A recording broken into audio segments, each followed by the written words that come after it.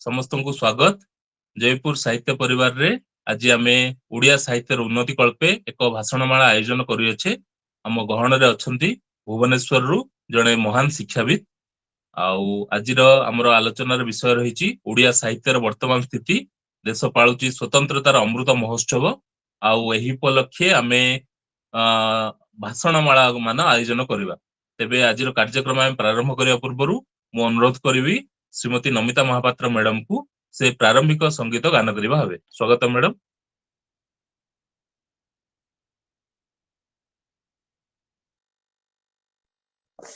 नमस्कार, शुभ संध्या।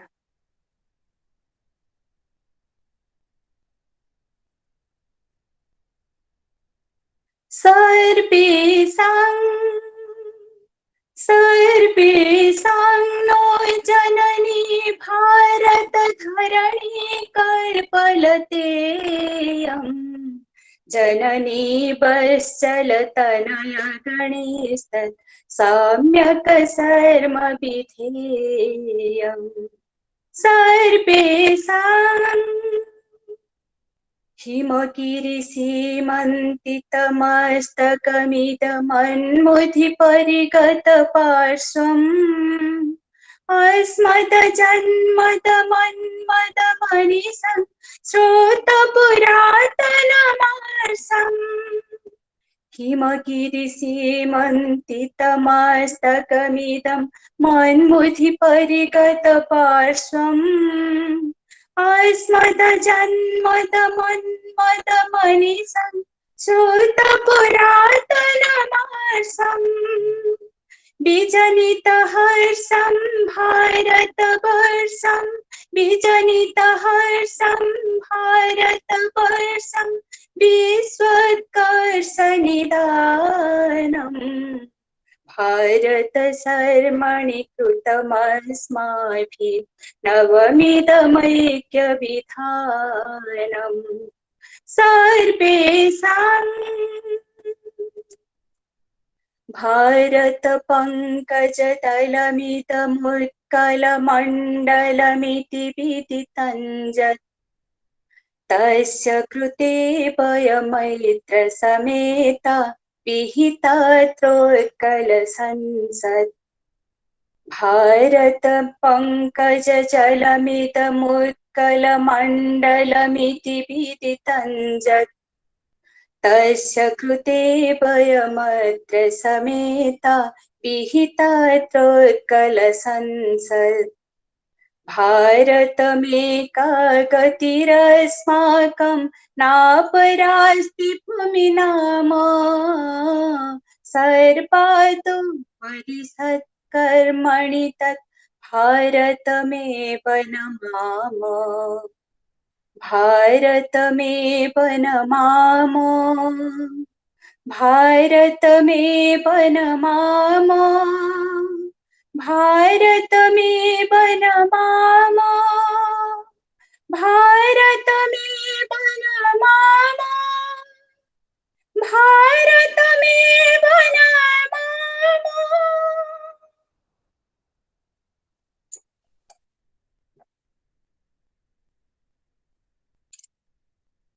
बहुत बहुत धन्यवाद मैडम।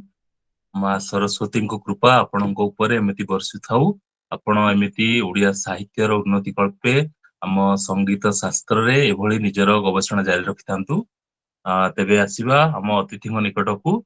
आम अतिथि अछंती श्रीयुक्त विश्वेश्वर माझी सर। से स्टेट बैंक ऑफ इंडिया रे अवसर प्राप्त मुख्य प्रबंधक। से वृत्ति रे जणे बैंकर हेले मध्य ओडिया साहित्यर उन्नति कल्पे रचना करिसंती अनेक कविता प्रबंध तथा आम भली युव जो साहित्यिक अछंती तांकू अनेक दिग्दर्शन दउछंती।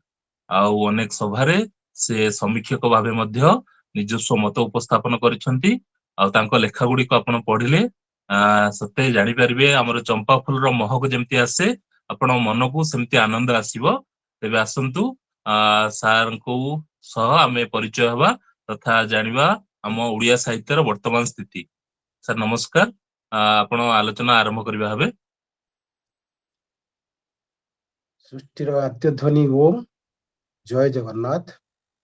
जयपुर साहित्य परिवार कोरापुट आनुकूल्य आजादीर अमृत महोत्सव वक्तृत्वमाला जो चली तार द्वितीय अध्याय आज श्रीजुक्त अरुण कुमार त्रिपाठी महोदय अध्यक्षतार बाबा पौरोहित्य जो आभासी साहित्य सभा तार विषय रही ओडिया साहित्यर वर्तमान स्थिति जेहेतु विषय रही वर्तमान स्थिति तेणु आम अतीत मंथन विशेष किसी करी समय अपचय करवा ना खाली जेहेतु नमिता मैडम बड़ सुंदर भाव में भारत गीतिका जोटा आम ओडिशार कविवर राधानाथ राय रचना करथिले एवं जोटा लोकलोचन आढुआल रही जाइतिला बोली जेतेबेले पंडित जवाहरलाल नेहरू भारत तदानीतन प्रधानमंत्री नजर में पड़ला गोटे सभा से शुणिले यहाँ से बहुत दुख प्रकाश कले यहीटा केमती आम सामना को आसलानी आमे जेतेबेले खोजुथिले सर्वधर्म समन्वय बा जो आम देशर जो फैब्रिक स्ट्रक्चर से फिट कला भली वंदे मातरम जो सेतेबेले करा ग्रहण करा जाय नथिला राष्ट्रीय संगीत भाव में तेणु यहाँ होते संस्कृत भाषार सुरक्षा हो पारिथा और बहुत भल कविता देश प्रेम बोधक बहुत सुंदर कविता भारत वर्णना थी हो पारि था। नमिता मैडम को धन्यवाद। जयपुर साहित्य संघ मत मो भली जड़े बैंकर जो माने बहुत निरस लोक साहित्य सहित कौन संपर्क न थाए अंक कसवा टंका गणिबा कम सुजोग देइचंती मो निजर व्यक्तिगत आभार प्रकट करुची जे आज जो आलोचना ओडिया साहित्यर वर्तमान अवस्थिति तार दुईटी दिग गोटे भल गोटे खराब स्वाभाविक तेणु आम समस्ते प्रथमे खराब कथा शुणीदेवा कहीं ना आग पिता खाइले पछरे मिठा खाइले भल लगे किसी खराब कथा आम शुणा आम साहित्यर वर्तमान स्थिति उपरे जे आमे भावुचे आम ओडिया साहित्य बुड़ीगला आम उत्तर पीढ़ी बा युवपीढ़ी एमाने कई लेखालेखी कलेनी पढ़ापढ़ी कलेनी भल साहित्य सृष्टि हेलानी बाहर कॉपी करदेले एवं बनान भूल करदेले विदेशी शब्द भर्ती करदेले इत्यादि इत्यादि अनेक अभियोग आमर अच्छी जोटा आमर खराब कथा किंतु भल दिग भल कथा आम साहित्य विषय जहा ताहा हला जे गोटे सर्भे जना पड़ी जे पृथ्वी जिते भाषा अच्छी ओडिया भाषार क्रमिक संख्या हूँ 37 पृथ्वी में हजार हजार भाषा अच्छी तार ओडिशार ओडिया भाषार क्रमिक संख्या हूँ 37 ताठू आउ टिके उपरकू जिबा 2014 मसीहा मार्च 11 तारिख दिन घोषणा है भारत में जी भाषा अच्छी से संस्कृति संपन्न भाषा भाव आमर शास्त्रीय भाषार मान्यता पाइला ओडिया भाषा जहाँ थिला भारत में षष्ठ भाषा एवं अण दक्षिण भारतीय प्रथम भाषा अण दक्षिण भारतीय कहले आम कौन बुझा ना तेलुगु तमिल कन्नड़ मलयालम ये चार्टा छाड़देला पश्चिम उत्तर पूर्व आ पूर्वोत्तर ये जिते अंचल रहा भारतर सर्वाधिक स्थान ये सब जिते भाषा भाषी अच्छा भितर केवल ओडिया भाषा ही आमर शास्त्रीय भाषार मान्यता 2014 मसीह मार्च 11 तारिख पाई सारी आठू आहरी गोटे बड़ कथा अच्छी 1936 मसीहा एप्रिल 1 तारिख जितेबाला भारत में ओडिशा एक अति अनग्रसर दरिद्र राज्य दुर्भिक्ष प्रपीड़ित राज्यर मान्यता पाई सेतेबेले भारत में प्रथम करी भाषाभित्तिक राज्य केवल ओडिशा ही होता कारण ओडिशा सेतेबेले पड़ोशी चारिपटे विभिन्न राज्य तीन पटे विभिन्न गोटे पटे तो समुद्र बाकी तीन पटे विभिन्न राज्य मान सहित मिसिक प्रोविंस मान सहित मिसिकी थिला सेपटे कोरापुट जयपुर पंजाब सब मद्रास प्रोविंस रे थिला एपटे बेंगल सेपटे बिहार प्रोविंस रे जो थिला आमर अक्लांत साधना परिश्रम मधुबाबू गोपबंधु बाबू एवं कलाखंडर महाराजा कृष्णचंद्र गजपति एमानकर अदम्य उत्साह साहस एवं लड़ुआ मनोवृत्ति जो भारतर प्रथम भाषाभित्तिक राज्य मान्यता पाई आम ओडिया भाषा जदियो आज पर्यंत आम सरकारी कागज पत्र रे ठीक भाव में ओडिया भाषा को व्यवहार कर शिखिनु बोली क्षोभ प्रकाश पाउची किंतु आम गर्व करिवार अनेक कारण अच्छी एवं आगु को जीवाको हमको यह खोराक जोगाइब वर्तमान ओडिशा प्रदेश गठित जो है सेतेबेले जो जड़े बंगीय जो समालोचना करथिले उड़िया एकटा स्वतंत्र भाषा ना नय से थिले बालेश्वर जिले में जड़े पंडित से बंगीय व्यक्ति से कही उड़िया एकटा स्वतंत्र भाषा नय तापई जो संग्राम करने पड़ता आम आ पछकू जावा दरकार नहीं आम आज बहुत आगे अच्छे भाषा बंगीय भाषा कारण उद्देश्य थिला यदि ओडिशा आसाम इत्यादि को बंगीय भाषा करदेवे ताले राष्ट्रभाषा भाव में हिंदी अपेक्षा बंगला को से उपस्थापित करें राष्ट्रभाषा ବର୍ତ୍ତମାନ ବିଭିନ୍ନ ମାନଦଣ୍ଡରେ ଶାସ୍ତ୍ରୀୟ ମାନ୍ୟତା ପାଇବା ପାଇଁ ଆମ ଭାଷା ଢଳି ଉଠୁଛି। ଏଇଟା ହଉଛି ଆମର ଅସ୍ମିତା। ଆମ କବି ଉପେନ୍ଦ୍ର ଭଞ୍ଜ, ଯାହାକୁ ଆମେ କବି ସମ୍ରାଟ ବୋଲି କହୁଛୁ, ପୃଥିବୀରେ ସର୍ବାଧିକ ଶବ୍ଦ ବ୍ୟବହାର କରିଥିବା ସାହିତ୍ୟିକ ସିଏ 2 ଲକ୍ଷରୁ ଅଧିକ ଶବ୍ଦ ବ୍ୟବହାର କରିଛନ୍ତି ସାହିତ୍ୟରେ। ତାର କାରଣ ବି ଅଛି, କହିବି ପରେ। ସେ ନିଜେ କହିଛନ୍ତି ଯେ ସେ ଶବ୍ଦର ସାଗର ପାର କରିଛନ୍ତି। ମାନେ ଯେତେ ପ୍ରକାରର ଓଡିଆ ଶବ୍ଦ ଥାଇପାରେ, ଗ୍ରାମାର ବହି ହଉ କୁହନ୍ତୁ, ଅଭିଧାନ କୁହନ୍ତୁ, ଏମିତି କୋଉ ଶବ୍ଦ ନାହିଁ ଯାହାକୁ ସେ ବ୍ୟବହାର କରିନାହାନ୍ତି ବା ଛୁଇଁ ନାହାନ୍ତି। ତାର କାରଣ ହେଲା ସେ ବିଭିନ୍ନ ପ୍ରକାର କ୍ଲିଷ୍ଟ କାବ୍ୟ ରଚନା କରିଛନ୍ତି, ସେଥିପାଇଁ ସେ ଶବ୍ଦ ଅଧିକା ବ୍ୟବହାର କରିବାକୁ ବାଧ୍ୟ। ତାଙ୍କର ପ୍ରଥମ କାବ୍ୟ ଗୋଟେ ଉଦାହରଣ ନେବା, ବୈଦେହୀଶ ବିଳାସ, କେବଳ ବ ଅନୁପ୍ରାସ, ପ୍ରଥମ ଅକ୍ଷର ବ। ସେମିତି ସୁଭଦ୍ରା ପରିଣୟ ସ, ଏବଂ କଳା କୌତୁକ ହେଲା ଆଦ୍ୟାନ୍ତ କ ଅନୁପ୍ରାସ। କଳା କୌତୁକ, ବିଷୟର ନାଁ ଯେମିତି କରେ ଆରମ୍ଭ କରେ ଶେଷ, ପ୍ରତିଟି ପଦ ସେମିତି କରେ ଆରମ୍ଭ କରେ ଶେଷ। ତାଙ୍କର ଆଉ ଗୋଟେ ବିଶେଷ କାବ୍ୟ ହେଲା ଅବନା ରସ ତରଙ୍ଗ, ଯୋଉଥିରେ କୌଣସି ବନାନ, ପୁରା ସମ୍ପୂର୍ଣ୍ଣ କାବ୍ୟ, ସେଥିରେ କୌଣସି ବନାନ ଉଚ୍ଚାରଣ ହବ ନାହିଁ। ଅ ଆ ଇ ଉ ଉଚ୍ଚାରଣ ହବ ନାହିଁ। ଅ ହବ, ଆ ଇ ଉ ହବ, ଉଚ୍ଚାରଣ ହବ ନାହିଁ। ତେଣୁ ଏଇଭଳି ଗୋଟେ କାବ୍ୟ ଯେତେବେଳେ ରଚନା କରିବେ, ଅଧିକା ଶବ୍ଦ ଦରକାର। ଯୋଉ ଶବ୍ଦ ଯୋଉଠି ଲାଗିବା କଥା, ତାର ପ୍ରତିଶବ୍ଦ କଣ ହେଇଥିବ ତାକୁ ବ୍ୟବହାର କରିବ। ସେଇ ପର୍ଟିକୁଲାର ସେଇ ଶବ୍ଦଟିକି ବାରମ୍ବାର ବ୍ୟବହାର ସେ କରିପାରିବେନି।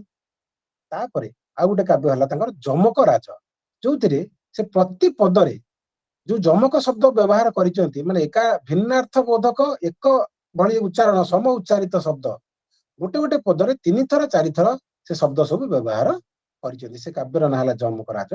ଆଉ ଗୋଟେ ବିଶେଷ କାବ୍ୟ ତାଙ୍କର ଚିତ୍ର କାବ୍ୟ ବନ୍ଧୋଦୟ, ଯୋଉଥିରେ ସେ କବିତା ଲେଖିଛନ୍ତି, କିନ୍ତୁ ତାକୁ ଆପଣ ଅନୁଧ୍ୟାନ କରିବେ, ଆଖି ବୁଝି ଭାବିବେ, ଚିତ୍ର ତିଆରି ହେଇଗଲା ଭଳିଆ ଲାଗିବ ସେ ଶବ୍ଦ ସବୁ ଯୋଡ଼ିଲେ।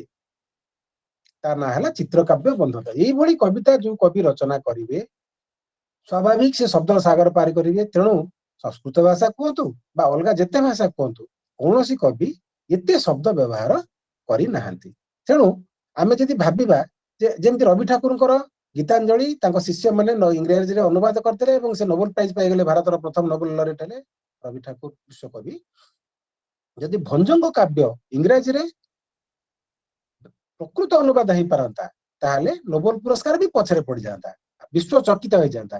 କିନ୍ତୁ ଇଂରାଜୀ ଭାଷା, ତାର 26ଟି ମାତ୍ର ଅକ୍ଷର, ତାର ସେ କ୍ଷମତା ନାହିଁ ଯେ ଆମ ଭାଷାର ଯୋଉ ଉପମା, ଅଳଙ୍କାର, ଯମକ, ରୂପକ, ଅନୁପ୍ରାସ ଏ ସବୁକୁ ବ୍ୟବହାର କରି ତାକୁ ଭାବାନ ଅନୁବାଦ କରିବ ଆମ ଭାଷା ଭଞ୍ଜଙ୍କର କାବ୍ୟକୁ, ସେ କ୍ଷମତା ଇଂରାଜୀ ଭାଷାର ନାହିଁ। ପରିତାପ, ଆଉ କିଛି ଉପାୟ ନାହିଁ, ଆମେ ନୀରବ ରହିବା।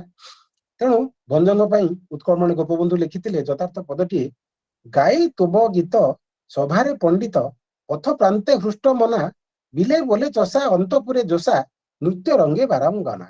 କ୍ଷମା ଚାହୁଁଛି, ଟିକେ ଅଧିକା କହିବାକୁ ପଡିଲା, କାରଣ ଆମର ଗର୍ବ ଉପେନ୍ଦ୍ର ଭଞ୍ଜ। ସେହିପରି ଆମ କଥା ସମ୍ରାଟ ଫକୀରମୋହନ ସମକାଳୀନ ଭାରତୀୟ ସାହିତ୍ୟରେ ଜଣେ ବିଶିଷ୍ଟ ବ୍ୟକ୍ତିତ୍ୱ ଥିଲେ। ପ୍ରେମଚାନ୍ଦ ଭଳି ଉପନ୍ୟାସକ ମଧ୍ୟ ଫକୀରମୋହନଙ୍କଠୁ ପଛରେ ପଡିଯିବେ ଯଦି ଆମେ ତୁଳନାତ୍ମକ ବିଚାର କରିବା। ତାପରେ ଆସିଲେ ଆମର ଜ୍ଞାନପୀଠ ବିଜେତା କଥାକାର ଗୋପୀନାଥ ମହାନ୍ତି।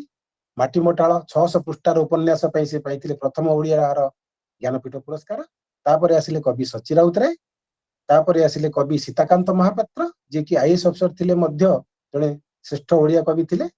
ତାପରେ ଶେଷ ହେଲେ ସୁପ୍ରସିଦ୍ଧ କଥାକାର ପ୍ରତିଭା ରାୟ, ତାଙ୍କର ଯାଜ୍ଞସେନୀ ଉପନ୍ୟାସ ପାଇଁ ଜ୍ଞାନପୀଠ ପୁରସ୍କାର ପାଇଲେ।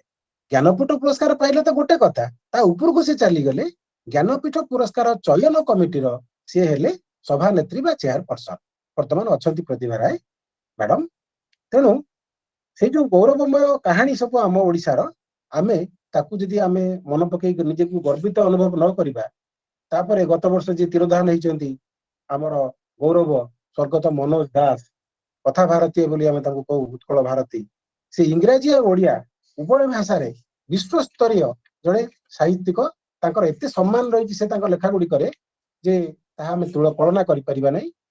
ଆମ ସାହିତ୍ୟର ବର୍ତ୍ତମାନ ସ୍ଥିତିକି ଆମେ ଆସିବା, ଆମ ଚିନ୍ତା ଅନୁସାରେ ଏହା ଆଦୌ ଚିନ୍ତାଜନକ ନୁହେଁ। ଆମେ ଯେମିତି ଭାବୁଛୁ ଯେ ବୁଡ଼ିଗଲା, ଡୁବିଗଲା, ଯୁବପିଢ଼ି ପଢିଲେ ନାହିଁ, ଲେଖିଲେ ନାହିଁ, ସେମିତି ନୁହେଁ, ବରଂ ଏହା ଗୌରବାବହ। କାରଣ ଯଦିଓ ଛାପା ବହି ପଢିବାର ଆଗ୍ରହ ଆଉ ନାହିଁ, ଏବେ ଆସିଗଲାଣି କଣ, ଇ ବୁକ୍, ହ୍ୱାଟ୍ସଆପ୍, ଫେସବୁକ୍ प्रतिदिन से अगणित साहित्य सृष्टि होउची प्रतिदिन सही दिनर लेखा मु आज लिखिली आज सकाळे ताको व्हाट्सएप फेसबुक रे पोस्ट कर देली एवं मोर लेखा को मु अल्प किछि लेखा को ई बुक तैयारी कर देली तेणु बही छापिबा पई जो 100 केतेटा लेखा हेले गोटे बही छापिबी सेति पई पैसा खर्च करिवि ताको पुनी उन्मोचन करैबी विशिष्ट अतिथि द्वारा एवं से बही बिक्री हेबो लोक किनिले पढिबे एवं पढिले मते चिट्ठी लेखि मतामत देबे बा टेलीफोन रे मतामत देबे से जुग शेष हेइ जाई आमे दुख करूचे बही लोक पढु नांती एवं लोक बही लेखु नांती बोली किंतु तार युक्तात्मक दिग पॉजिटिव दिग को हम देखिबा तो ई साहित्य जुग आसीची व्हाट्सएप फेसबुक रे जो साहित्य रचना होउची ताकू हमें वर्तमान सर्वस्व बोली भाबी आगु जीवाक पड़िबो समय अनुसार अत्याधुनिक बा समसामयिक साहित्य रे जो सब परिवर्तन हेची आ दीर्घ गल्प दीर्घ बा क्षुद्र उपन्यास जो भ्रम सृष्टि करथला प्रतिबार एकर गोटे गोटे गप 23 पेज 25 पेज 30 पेज 40 पेज पर्यंत अछि तो आमे ताकू क्षुद्र उपन्यास भ्रम सृष्टि करे से क्षुद्र गल्प गुड़िक ताहा आउ नाही बर्तमान गोटे पृष्ठारु कम गप लेखा होउची गोटे पारा भितरे गप लेखा होउची एवं गोटे वाक्य रे मध्य अणुगल्प रचना हे पारुची गोटे छोट उदाहरण म दउची गोटे वाक्य अणुगल्प महाशय खबर कागजरू आपनकर हजि जाइथिबा कुकुर विषय विज्ञापन पढ़ी मु आम घर जरा निवासरू आपन को जणाई देबाकू चाहे जे आपन को कुकुर आपन को बापा सहित एठारे आराम रे खेलुचंती आमे गोटे गपर पूरा मसला पाइले कि नहीं गोटे वाक्य रे बापा जहाँ से जरा निवास रे छाड़ी देथिले से कुकुर तांको भल पाई से जरा निवास को पळै जाइছে এবং तांको बापा सहित खेलुची पुओ बापा को खोजु नांती कारण तांको जरा निवास रे छाड़ी किंतु कुकुर पाई से एडवर्टाइजमेंट दैचंती विज्ञापन दैचंती खबर कागज रे तो ये गप ए जो गपटी की आउ थरे मु पढी देउची अक्षरिक न हेले भी तार भाव एया महाशय खबर कागज रो आपन को हजि जाइथिबा कुकुर विज्ञापन पढ़ी मु आम घर जरा निवास रू आपन को जणाई देबाकू चाहे जे आपन को कुकुर आपन को बापा सहित एठारे आराम रे खेलुची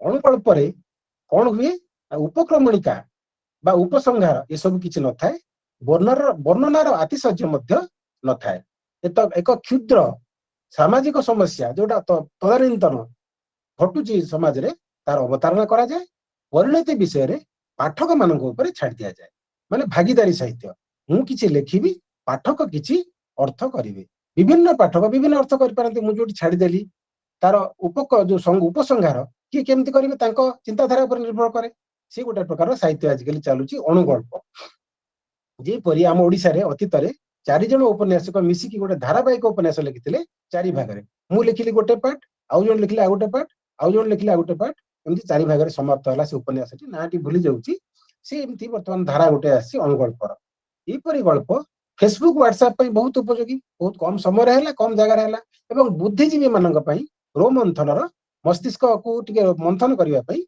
खोराक जोगेला आमे गप पढ़ी आरंभ रु शेष जदि लेखक लिखिदेले आमे पढ़िले एवं ताको भूली गले किंतु जदि आमे निजे सेतरे इन्वॉल्व हेले जोड़ी हेले एवं आमे तार से उपसंहार आनिले तले आमे हमर मध्य पाठकर मध्य भागीदारी सेतरे रहिला एबे कविता आडको आसीबा फेसबुक व्हाट्सएप छड़ा कविता आसन स्व प्रतिभा को प्रदर्शित करिवार एक कविता आसन जो हुए एक उत्तम माध्यम थिला कोविड परिस्थिति अनेक दुख और अभिशाप हमको देइथिले मध्य अभिशाप रे परिणत होइथिले मध्य साहित्य को से गोटे आशीर्वाद देइछि आभासी कार्यक्रम आज जेमति हम वर्तमान करूचे आभासी कार्यक्रम किए जयपुर रे किए भुवनेश्वर रे किए आउकुटी किए भारत बाहर थिबे किए भारत भीतर थिबे को राज्य रे किंतु हम एकाठी जेमति गोटे घरे बसी गोटे सभा रे बसचे सेमति हमको अनुभूति होउछि ये जो सुख हमको देइछि कोविड परिस्थिति आभासी कार्यक्रम गूगल मीट और जूम मीट या माध्यम रे बिना खर्च रे बिना बाहर को जाई घर भीतर बसी आमे परस्पर सहित जोड़ी पारुचे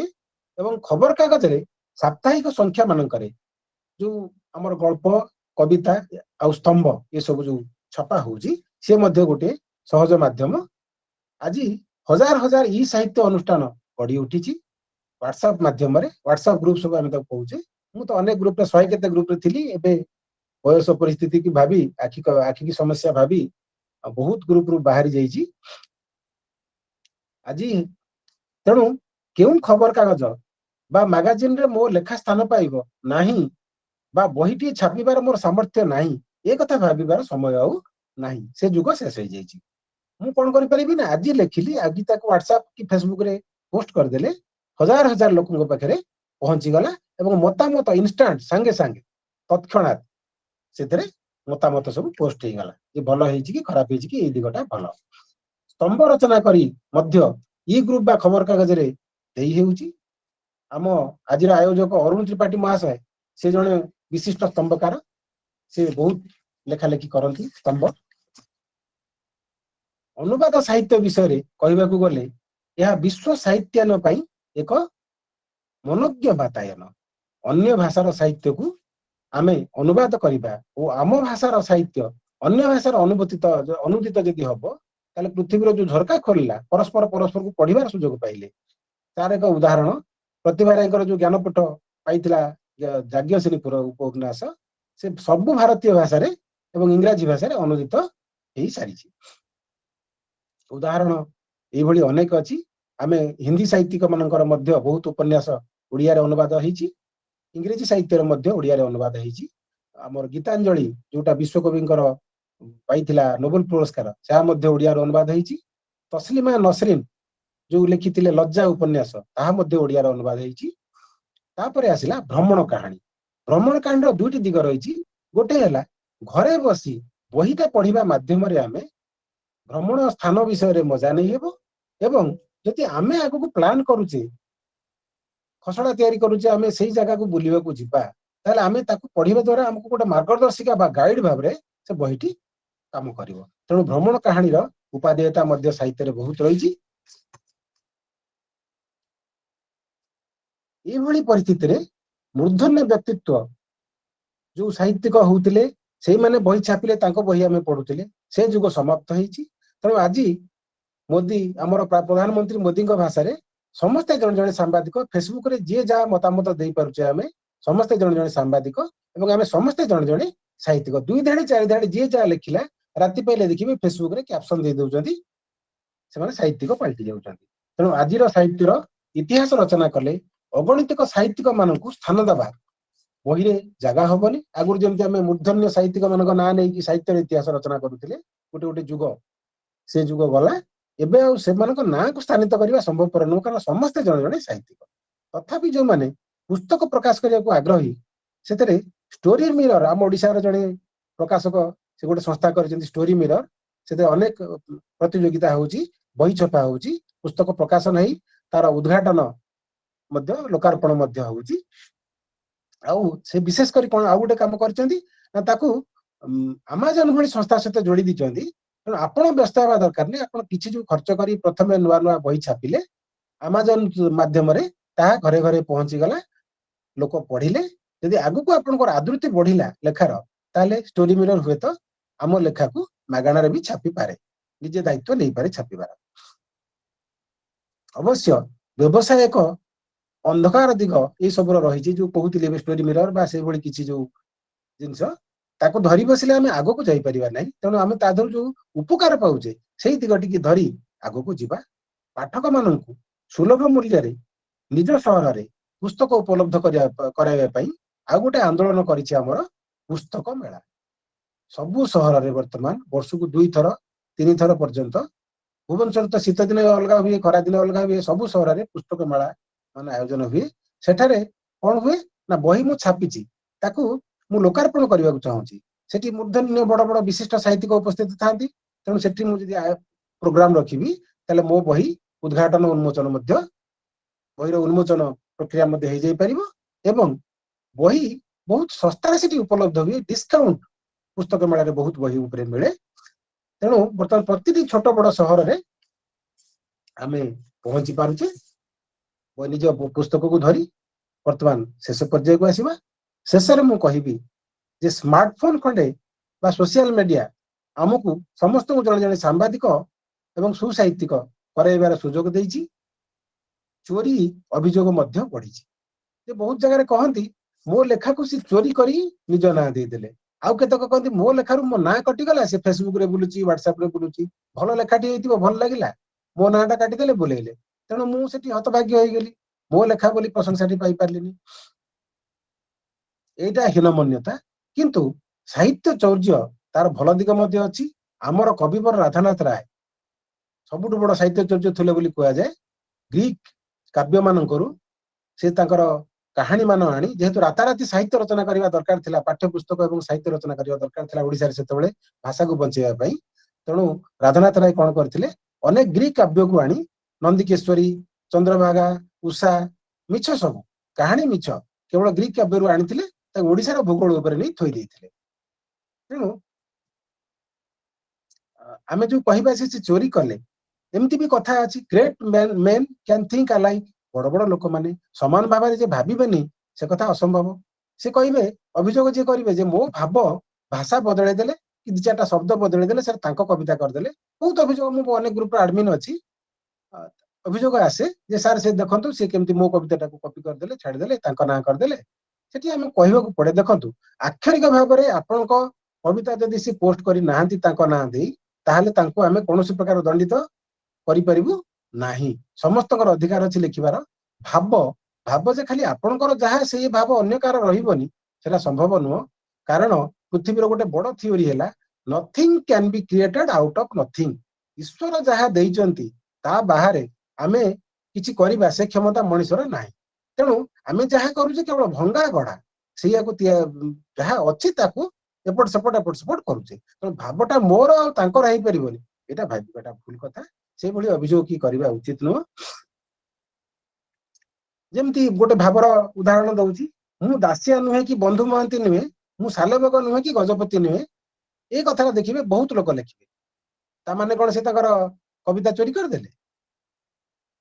ଶବ୍ଦ ଚୟନ ବେଳେ ଆମେ ଦେଶଜ ଶବ୍ଦ, ବିଦେଶୀ ଶବ୍ଦ, ଏହାର ପ୍ରଭାବରେ ଆମ ଶବ୍ଦ କୋଷ ଲୋପ ନ ପାଇଯାଉ ଏତିକି ଚିନ୍ତା କଲେ ବିଦେଶୀ ଶବ୍ଦ ଆଣିବା ଜମା ଖରାପ କଥା ନୁହଁ।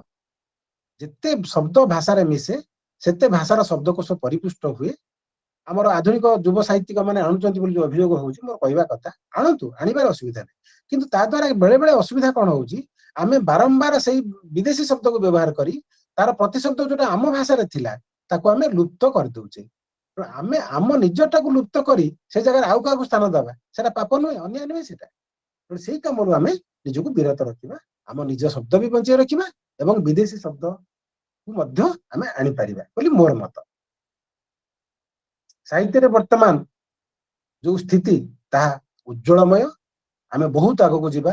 ଦିନକୁ ହଜାର ହଜାର ସାହିତ୍ୟ, କବିତା, ଗଳ୍ପ, ପ୍ରବନ୍ଧ ସୃଷ୍ଟି ହଉଛି ଅନେକ ଏଇ ଗ୍ରୁପରେ। ଯୋଉ ସବୁ ଏଇ ଗ୍ରୁପରେ ସଭ୍ୟ ରହିବା ସମ୍ଭବ ହୁଏନି କେବେ, କାରଣ ହଜାର ହଜାର ଏଇ ଗ୍ରୁପ ଓଡିଶାରେ ଅଛି, ସେମିତି ଭାରତରେ ଥିବ। ତେଣୁ ଯୁବକ ମାନେ ମଧ୍ୟ ଆଜିକାଲି ରାଗ ରାଗିଣୀ, ଏଇ ଯୋଉ ଅନୁପ୍ରାସ, ଏସବୁ ଉପରେ ବହୁତ ସୁନ୍ଦର ସୁନ୍ଦର କବିତା ଲେଖୁଛନ୍ତି। ଆମର ଯେମିତି ରଞ୍ଜନ ମହାନ୍ତି ବୋଲି ଜଣେ ବାଲେଶ୍ୱରରେ ଅଛନ୍ତି, ବାଲିଆପାଳର, ସେ ବହୁତ ଉଚ୍ଚ କୋଟିର କବିତା ଲେଖୁଛନ୍ତି। ଆହୁରି ଅନେକ କବି ଅଛନ୍ତି। ମୁଁ ତ କହୁଥିଲି ଯେ ବର୍ତ୍ତମାନ ଏତେ କବି ଯେ ନିର୍ଦ୍ଦିଷ୍ଟ ଭାବରେ କୋଉ ମୂର୍ଦ୍ଧନ୍ୟ କବିଙ୍କର ନାଁ ନବା ଆଉ ସମ୍ଭବ ନୁହେଁ। ବର୍ତ୍ତମାନ ଏ ଯୋଉ ଅନୁପ୍ରାସ ଏସବୁ କରୁଛନ୍ତି ଏବଂ ଆମ ଓଡିଆ ଭାଷାରେ ଯୋଉମାନେ ଭାଷାଭାଷୀ ମାନେ ଯୋଉଠି ଏକାଠି ହେଇକି ରହୁଛନ୍ତି, ଯେମିତି ଜଗନ୍ନାଥଙ୍କ ରଥଯାତ୍ରା ପୃଥିବୀରେ ଯୋଉ ଯୋଉ ସହରରେ ଓଡିଆ ମାନେ ବା ଭାରତୀୟ ମାନେ ଅଛନ୍ତି ସେମାନେ ଏକଜୁଟ ହେଇ ରଥଯାତ୍ରା କରୁଛନ୍ତି, ସେମିତି ପୃଥିବୀରେ ଯୋଉ ଯୋଉ ସହରରେ ବା ଭାରତର ଯୋଉ ଯୋଉ ସହରରେ ଓଡିଆ ମାନେ ଟିକେ ଅଧିକ ସଂଖ୍ୟାରେ ଅଛନ୍ତି, ସେମାନେ ଓଡିଆ ସୋସାଇଟି ସବୁ ଗଢି ସେଠି ମଧ୍ୟ ଓଡିଆ ଭାଷା ଉପରେ, ଓଡିଆ ଭାଷାକୁ କେମିତି ଆଗକୁ ନେବେ ସେ ବିଷୟରେ ସେମାନେ ଚେଷ୍ଟା କରୁଛନ୍ତି। ଉଦାହରଣ ହେଲା, ବାଙ୍ଗାଲୋରରେ ଗୋଟେ ବଡ ଓଡିଆ ସୋସାଇଟି ହେଇଛି। ସେମାନେ ପ୍ରତିବର୍ଷ ବଡ ବଡ ଅନୁଷ୍ଠାନ କରୁଛନ୍ତି, ଜଗନ୍ନାଥ ମନ୍ଦିର କରିଛନ୍ତି ବାଙ୍ଗାଲୋରରେ, ଏବଂ ମ୍ୟାଗାଜିନ ତିଆରି କରୁଛନ୍ତି, କବିତା ଆସର କରୁଛନ୍ତି, ଆଉ ଅନ୍ୟ ଉତ୍ସବ ବି କରୁଛନ୍ତି, ପିଠାପଣା କରୁଛନ୍ତି, ବହୁତ କିଛି କରୁଛନ୍ତି। ଠିକ ସେମିତି ଦୁବାଇରେ ଯୋଉମାନେ ଅଛନ୍ତି ଆମର, ମୁଁ ଜାଣିଛି ଯୋଉଟା କହୁଛି, ମୋର ଗୋଟେ ପଖାଳ କବିତା ଥିଲା। ମୋ ଝିଅର ଜଣେ ସାଙ୍ଗ ସେଥିରେ କାମ କରୁଥିଲେ ଦୁବାଇରେ। ସେ ଝିଅକୁ ଫୋନ କରି ପଚାରିଲେ, ଏଟା ବାପାଙ୍କର ନିଜସ୍ୱ ତ? କାରଣ ପଖାଳ କବିତା ଅନେକ ଲୋକ ଲେଖିଛନ୍ତି। ତେଣୁ ମୋର କବିତାଟି ମୁଁ କହିଲି ହଁ ଏଇଟା ମୋର ବୋଲି, ତାପରେ ସେ ତାକୁ ପ୍ରକାଶ କରିଥିଲେ। ଏଇ ବର୍ଷ ବି ସେ ଗୋଟେ କବିତା ନେଇଛନ୍ତି ମୋର, ବାହାରିନି, ସେଟା ଛପା ହେଇନି। ଆଉ ଗୋଟେ ଅନ୍ଧକାର ଦିଗ ହେଲା ଆମ ସାହିତ୍ୟର ମାନପତ୍ରର ଲୋଭ। ଯେହେତୁ ଆଗରୁ ମାନପତ୍ରରେ ଟଙ୍କା 500-300 ଖର୍ଚ୍ଚ ହଉଥିଲା, ତେଣୁ ସାହିତ୍ୟ ହଉଛି ଗୋଟେ କଳା, ଏବଂ କଳା ଟଙ୍କା ବିନା ବଞ୍ଚି ପାରେ ନା। ଉଦାହରଣ, ପୃଥିବୀରେ ଯୋଉ ନୋବେଲ ପୁରସ୍କାର ଦିଆଯାଉଛି ସେଥିରେ ସାହିତ୍ୟ ବି ଅଛି।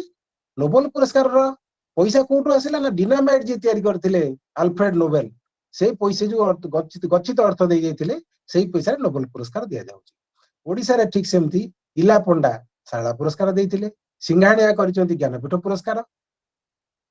तेणु कला टंका बिना कला बची पारिबो नाही ठीक, किंतु टंका पैसा देई मानपत्र किणिबा এইটা হচ্ছে বড় দুঃখর কথা। বর্তমান প্রতি যুবপিঢ়ি ব্যাকুଳ হଉଛନ୍ତି ପ୍ରତିଦିନ କେମିତି ମାନପତ୍ର ତ ଘରେ 10ଟା 20ଟା ଭର୍ତ୍ତି ହେଇଗଲେ ମତେ ଲୋକ ବଡ ସାହିତ୍ୟିକ ଭାବିବେ। ଆଉ ଗୋଟେ ହଉଛି ପଦ ପଦବୀର ଲୋକ, ଅନାମଧେୟ ଅନୁଷ୍ଠାନ ମାନେ ଟଙ୍କା 500,000 ଦେଇଦେଲେ ଗୋଟେ ପଦବୀ ଦେଇଛୁ, କାବ୍ୟ ଭୂଷଣ, କବି ଭାରତୀ, ଏମିତି ଅନେକ ପଦବୀ ଦଉଛନ୍ତି।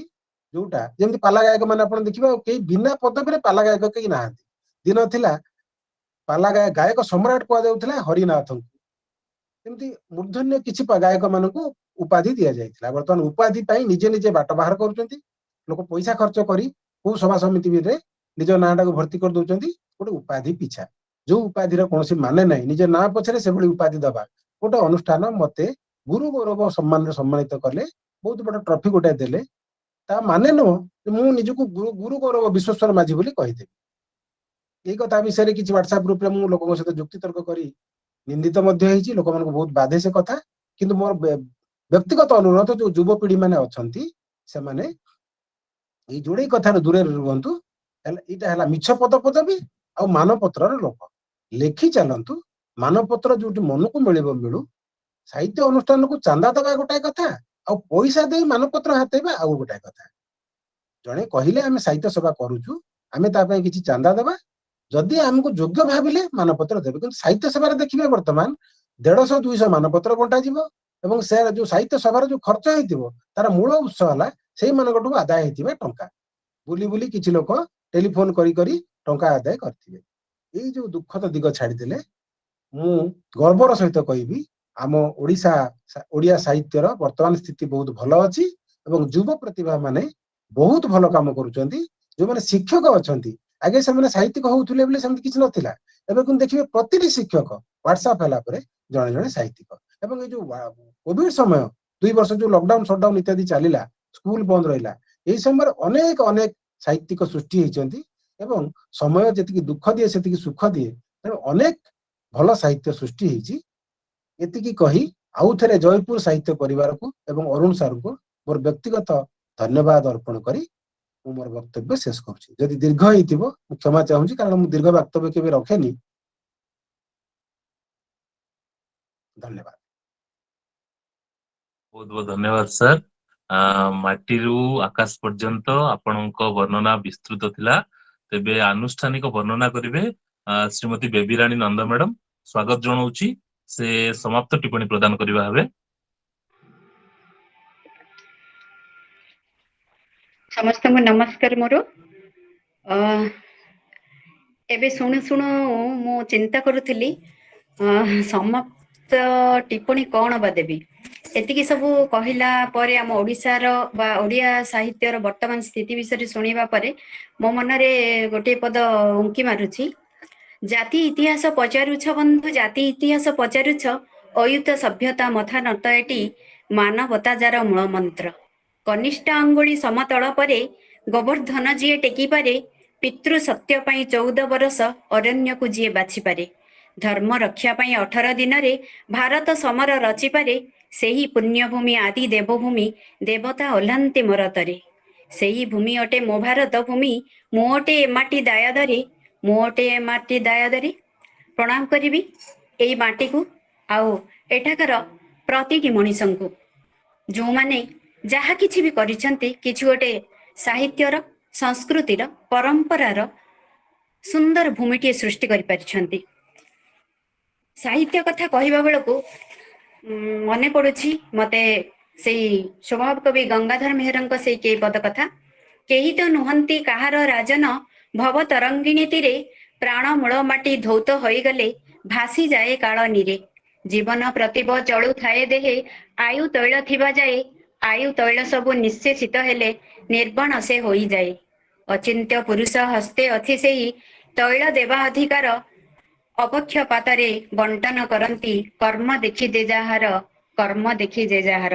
ଯାହାକି ଇନ୍ଦୁମତୀ କାବ୍ୟରେ ସେ ଲେଖି ଯାଇଛନ୍ତି। ଆମେ ଶୁଣୁଥିଲେ ଏ ଯାବତ୍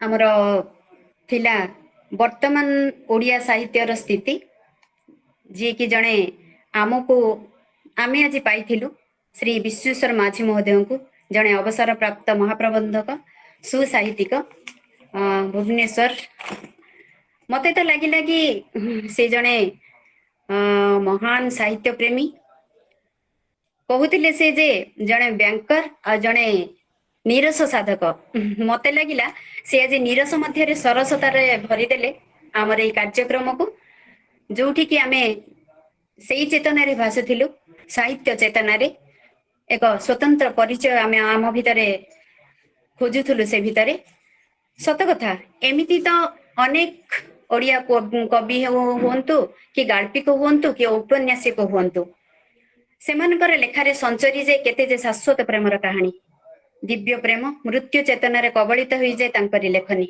चिरंतन सत्यर संधान रे सेमानकर साधना एमती चली थाए मते तो लगिला साहित्य रे थाए एक नूतन धारा नुआ भाव आम ओडिया साहित्यर अक्षर अक्षांश आ दृष्टिर द्राघिमा भितर थाए एक निच्छक दुनिया जोठी आधुनिक अनुभूति नूतन भाव आ भाषा रे बलिष्ठ थाए आमर साहित्य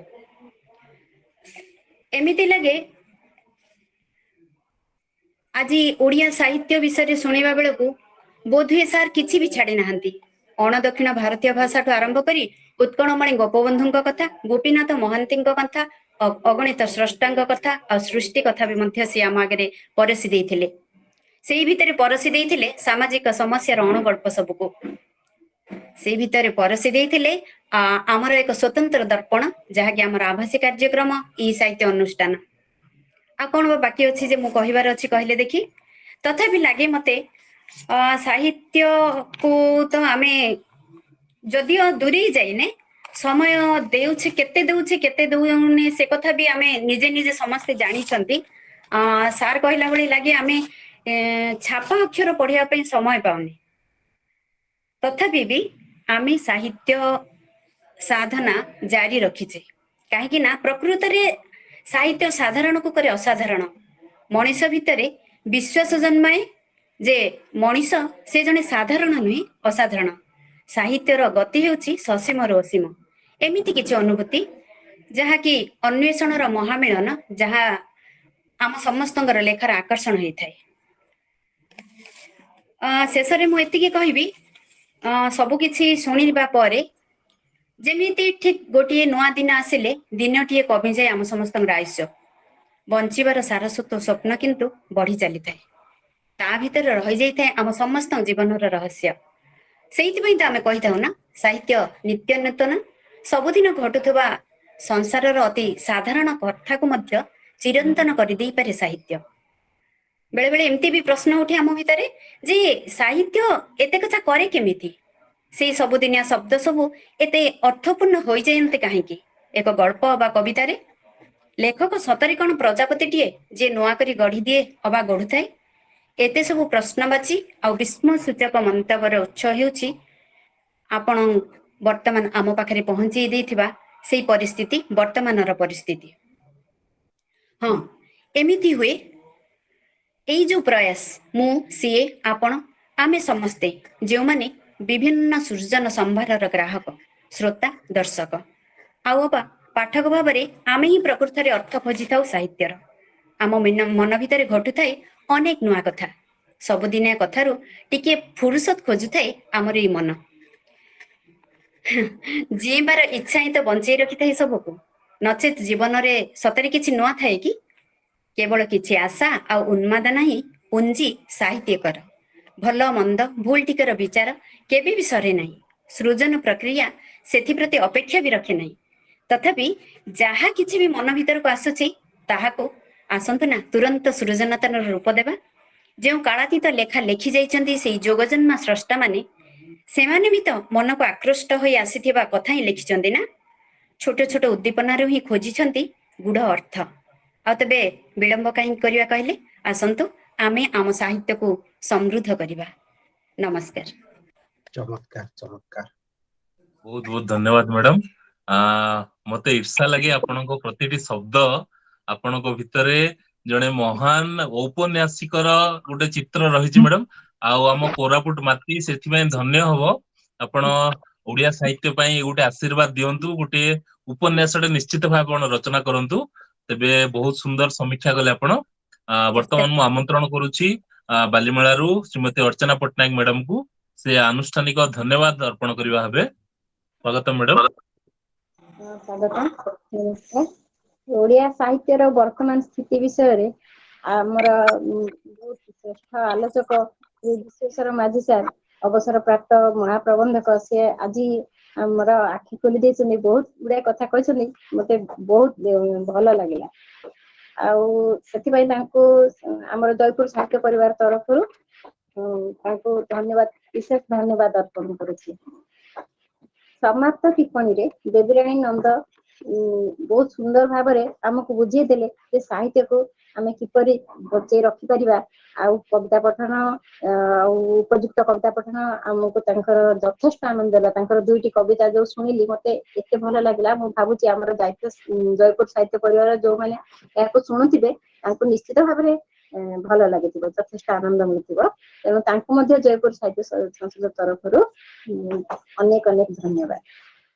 ଆଉ କହିବା କଥା ଯେ ଆମର ଯୋଉ ଶ୍ରେଷ୍ଠ ଗୀତଟି, ପ୍ରାରମ୍ଭିକ ସଙ୍ଗୀତଟି ଯେ ଗାନ କରିଥିଲେ ନମିତା ମହାପାତ୍ର ମ୍ୟାଡାମ, ତାଙ୍କର ସଙ୍ଗୀତଟା ସର୍ବେଶାଙ୍ଗ ଜନନୀ ଭାରତ ସଙ୍ଗୀତଟି ଗାନ କରି ପରିବେଶକୁ ଖୁବ ସୁନ୍ଦର ମଧୁମୟ କରି ରଖିଥିଲେ। ମନ୍ତ୍ରମୁଗ୍ଧ ଲାଗିଥିଲା, ତାଙ୍କ ସ୍ୱର ଖୁବ ଭଲ ଲାଗିଥିଲା। ତାଙ୍କୁ ମଧ୍ୟ ଆମର ଜୟପୁର ସାହିତ୍ୟ ସମାଜ ତରଫରୁ ବିଶେଷ ବିଶେଷ ଧନ୍ୟବାଦ। ଏହିପରି ଭାବରେ ସଙ୍ଗୀତ ଗାନ କରିଥାନ୍ତୁ। ତାଙ୍କର ସଙ୍ଗୀତ ପ୍ରତି ଆମର ଯୋଉ ଦୁର୍ବଳତା, ଆମର ଜୟପୁର ସାହିତ୍ୟ ସଂସଦ ଯେମିତି ସମସ୍ତଙ୍କୁ ମିଶେଇ ରଖିଛି, ସମସ୍ତଙ୍କୁ ଆଜି ପର୍ଯ୍ୟନ୍ତ କଳାରେ, ସାହିତ୍ୟରେ କି ଅନ୍ୟ ଯେକୌଣସି ଶ୍ରେଷ୍ଠ ଅଛି ଜୟପୁର, ସେଇଗୁଡାକ ପ୍ରଚାର ପ୍ରସାରିତ ହେଉଛି। ଆଉ ତା ବି ଉଚ୍ଚମାନର ଆଉ ବଳିଷ୍ଠ ବି ରହୁଛି। ଆଉ ତା ମଧ୍ୟରେ ଆମର ଯୋଉ ନମିତା ମ୍ୟାଡାମ କି ବେବିରାଣୀ ନନ୍ଦ ମହାଶୟା ଯାହା ବି କହିଲେ, ଯାହା ସିଏ ଗାନ କଲେ ବା ବେବିରାଣୀ ନନ୍ଦ ମହାଶୟା ଯେଉଁ କବିତା ଗାନ କଲେ ତାର ବହୁତ ଦରକାର ଅଛି ଆଜିର ସମାଜରେ, ବେଶୀ ଭଲ ଲାଗିଲା। ତା ସହ ସାରଙ୍କ ପାଖରୁ ଯୋଉ ଏଇ ବକ୍ତବ୍ୟ ମନକୁ ବେଶୀ ଆନନ୍ଦିତ ଦେଲା। ତା ଛଡା ମୁଁ ଭାବୁଛି ଯେ ବିଭିନ୍ନ ଧର୍ମୀୟ ଗ୍ରନ୍ଥ ଗୁଡାକ ମଧ୍ୟ ଆଜିର ଯୁବ ସମାଜ ପଢିବା ନିହାତି ଆବଶ୍ୟକ। ଏଇଟା ମୋର ସ୍ୱତନ୍ତ୍ର ମତ, ଆପଣ କଣ କହିପାରନ୍ତି ମୁଁ ଜାଣିନି, କିନ୍ତୁ ମୁଁ ଭାବୁଛି ଯେ ଆଜିର ପଠନ ଶୈଳୀ ନିହାତି ଧାର୍ମିକ ଧାରାରେ ବି ଯିବା ଦରକାର। ରାମାୟଣ, ମହାଭାରତ, ଭାଗବତ ଏଗୁଡାକ ପଠନ କରିବା ଆବଶ୍ୟକ। ଆଉ ସାହିତ୍ୟ ସବୁବେଳେ ସମାଜମୁଖୀ ହେବା ଆବଶ୍ୟକ। ସେଇ ସମାଜ ଆଦର୍ଶ ହେବାକୁ ସକ୍ଷମ, ଯୋଉଠିକି ଲେଖକ ଲେଖିକା ସାହିତ୍ୟର ନିର୍ବାଧ ଗତିକୁ ଆଉ ବ୍ୟାପକ ସ୍ଥିତି ଉପରେ ଦୃଷ୍ଟି ଦଉଛନ୍ତି, ସେଇ ସମାଜ ହିଁ ଉନ୍ନତ ବା ପରିପୁଷ୍ଟ ହେଇପାରୁଛି, ଆଉ ବୌଦ୍ଧିକ ଚେତନାରେ ପରିପୁଷ୍ଟ ହେଇପାରୁଛି ବୋଲି ମୋର ସ୍ୱତନ୍ତ୍ର ମତ। କିନ୍ତୁ ଆଜି ସାରଙ୍କ ପାଖରୁ ଏତେ ଗୁଡା କଥା ଶୁଣି ମୁଁ କୋଉଠୁ ଆରମ୍ଭ କରିବି ଜାଣିପାରିଲି। ମତେ ସାରଙ୍କୁ ବିଶେଷ ବିଶେଷ ଧନ୍ୟବାଦ ଆମ ସଂସ୍ଥା ତରଫରୁ। ଏହିପରି ଭାବରେ ଆମ ସଂସ୍ଥାକୁ ଆସନ୍ତୁ, ଆଉ ଏମିତି କିଛି ଆମକୁ ଉପଦେଶ ଦିଅନ୍ତୁ ଆଉ ଜଣାନ୍ତୁ। ଆମେ କୃତଜ୍ଞତା ଜ୍ଞାପନ କରୁଛୁ, ଧନ୍ୟବାଦ ସହ କୃତଜ୍ଞତା ଜ୍ଞାପନ କରୁଛୁ। ଆଉ ଅରୁଣ ସାର୍, ଆପଣଙ୍କୁ ମଧ୍ୟ, ଆପଣ ଗୋଟେ ଶ୍ରେଷ୍ଠ ଭାବରେ ବହୁତ ଆମର ଓଡିଶା କଣ ଜୟପୁରରେ ବହୁତ କାମ କରି ଆସୁଛନ୍ତି। ଆପଣ ଗୋଟେ ବିଶିଷ୍ଟ ସ୍ତମ୍ଭକାର, ଭଲ ଲେଖୁଛନ୍ତି, ଭଲ କହୁଛନ୍ତି, ଆମ ମାନଙ୍କୁ ସବୁ ଏକାଠି କରି ରଖିଛନ୍ତି। ସେଥିପାଇଁ ଆପଣଙ୍କୁ ବିଶେଷ ବିଶେଷ ଧନ୍ୟବାଦ। ନମସ୍କାର। ବହୁତ ବହୁତ ଧନ୍ୟବାଦ ମ୍ୟାଡାମ, ଆନୁଷ୍ଠାନିକ ଧନ୍ୟବାଦ ଆପଣ ପ୍ରଦାନ କଲେ। ଆପଣ ସମସ୍ତେ ଯିଏ ବି ଆମ ସଭାରେ ଉପସ୍ଥିତ ଅଛନ୍ତି, ଆପଣ ସମସ୍ତେ ନିଜ ନିଜ କ୍ଷେତ୍ରରେ ଜଣେ ସୁସାହିତ୍ୟିକ, ଓଡିଆ ସାହିତ୍ୟର ଯୋଦ୍ଧା କହିଲେ ଅତ୍ୟୁକ୍ତି ହବ ନାହିଁ। ଆପଣ ଏମିତି ଲେଖନୀକୁ ଆହୁରି ପରିପୁଷ୍ଟ କରନ୍ତୁ। ମା ସରସ୍ୱତୀଙ୍କ କୃପା ଆପଣଙ୍କ ସମସ୍ତଙ୍କ ଉପରେ ବାରି ରହୁ। ଆଉ ଆମ ଓଡିଆ ସାହିତ୍ୟ ଗୋଟେ ସ୍ଥିତି ଅଛି, ଯାହା ତ ବହୁତ ସୁନ୍ଦର ସ୍ଥିତି ଅଛି, ତଥାପି ଆମେ ଏଇ ଓଡିଆ ସାହିତ୍ୟର ସ୍ଥିତିକୁ ଆହୁରି ଊର୍ଦ୍ଧ୍ୱଗାମୀ କରାଇବା। ସେଥିରେ ଆମେ ଗୋଟେ ଗୋଟେ ଗୁଣ୍ଡୁଚି ମୂଷାର ଅବଦାନ ଆମେ ଯଦି ଦେଇପାରିବା, ତାହେଲେ ଆମ ଶ୍ରମ ସାର୍ଥକ ହବ ବୋଲି ଆମେ ଭାବିବା। ଏତିକିରେ ରହୁଛୁ। ଜୟ ଜଗନ୍ନାଥ, ବନ୍ଦେ ଉତ୍କଳ ଜନନୀ।